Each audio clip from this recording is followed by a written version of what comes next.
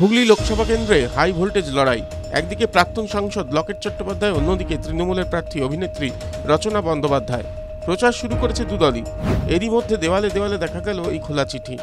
উত্তর চন্দননগরের তালডাঙ্গা, সরিষাপাড়া, বোরাইচণ্ডীতলা, লক্ষ্মীগঞ্জ বাজার এলাকায় এই খোলা চিঠি সাঁটা হয়েছে।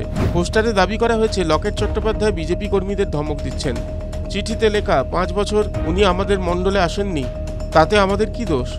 এখন উনি মানুষের ক্ষোভের মুখে পড়ে আমাদের ধমকি দিচ্ছেন। ভোটের পর দেখে নেব বলছেন।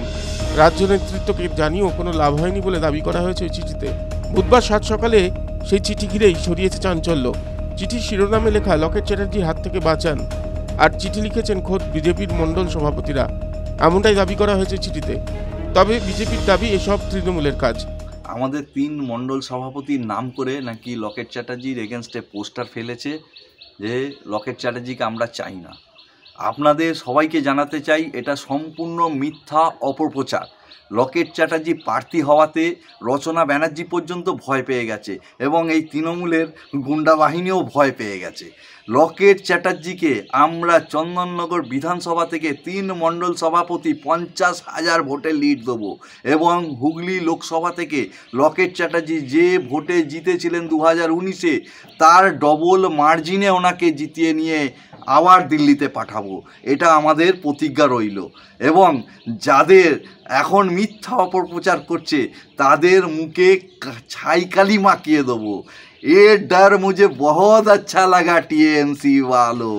এই চিঠির প্রসঙ্গে কি বলছে তৃণমূল? আমরা বিরোধী দল, আমরা তো বলছি 5 বছর কোথায় ছিলে। আমরা বলছি যে করোনার সময় কোথায় ছিলে।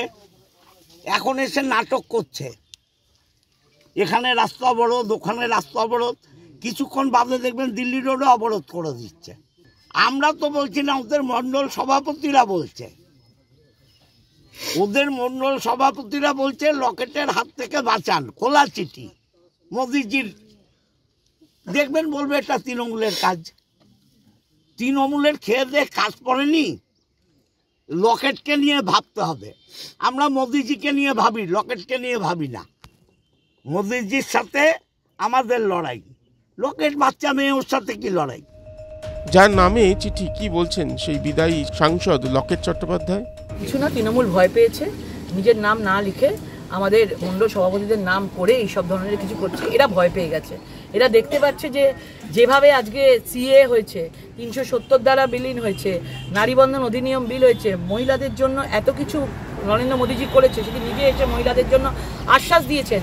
বুঝতে পারছে যে হুগলিতে তৃণমূলের মানে মাটি তো অনেক নড়বড়ে হয়ে গেছে, আরও নড়বড়ে হয়ে গেছে। এইসব ভয় জয় পেয়ে এইসব ধরনের কিছু লিখছে। এগুলো তো কিচ্ছু যায় আসবে না।